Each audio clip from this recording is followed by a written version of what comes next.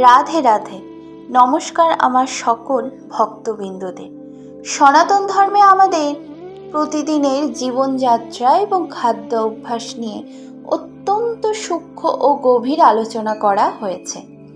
আপনারা নিশ্চয়ই বড়দের মুখে শুনেছেন যে জ্যৈষ্ঠ মাসে লাউ খাওয়া নিষিদ্ধ, কিন্তু কখনো কি ভেবে দেখেছেন কেন সনাতন সংস্কৃতিতে গ্রীষ্মের এই পবিত্র মাসে লাউ বা লাউ শাক খেতে বারণ করা হয়েছে?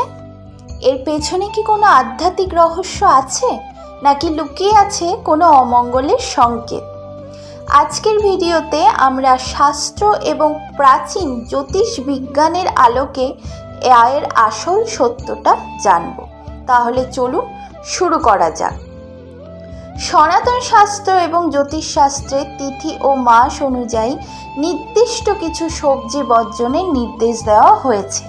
যেমন পদ্মপুরাণ ও মৎস্য পুরাণের বিভিন্ন ব্যাখ্যা অনুযায়ী ঋতু পরিবর্তনের সাথে সাথে প্রাকৃতিক গুণাগুণের পরিবর্তনও হয়। জ্যোতিষশাস্ত্র মতে জ্যৈষ্ঠ মাস হল তীব্র গরম এবং সূর্যের উত্তপ্ত অবস্থানের সময়।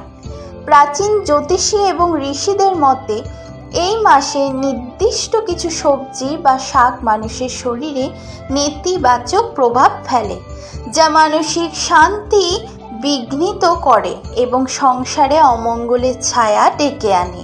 শাস্ত্রে বলা হয়েছে এই সময়ে প্রাকৃতির তেজ এতটাই বেশি থাকে যে কিছু শীতল প্রকৃতির সবজি তার আসল গুণ হারিয়ে ফেলে এবং বিকৃত হয়ে যায়।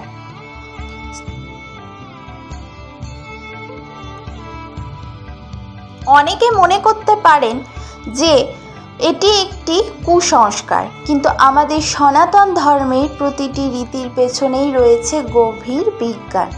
সনাতন ধর্মের একটি প্রধান শাখা হলো আয়ুর্বেদ শাস্ত্র। আয়ুর্বেদ অনুসারে জ্যৈষ্ঠ মাসের তীব্র দাবদাহের কারণে বায়ুমণ্ডলে এক ধরনের ক্ষতিকারক ব্যাকটেরিয়া এবং সূক্ষ্ম জীবাণুর প্রবাহ ঘটে। এই তীব্র গরমে লাউয়ের ভেতরে এক ধরনের সংক্রামক রোগ বা বিষাক্ত টক্সিন তৈরি হয়। এই সময় লাউ খেলে তা পেটের রোগ, হজমের সমস্যা এবং ফুড পয়জনিং তৈরি করতে পারে। আমাদের ঋষিমুনিরা সাধারণত মানুষকে এই শারীরিক অসুস্থতা থেকে রক্ষা করতেই ধর্মের আবরণে এই নিয়মটি বেঁধে দিয়েছেন, যাতে মানুষ শ্রদ্ধার সাথে স্বাস্থ্যবিধি মেনে চলে।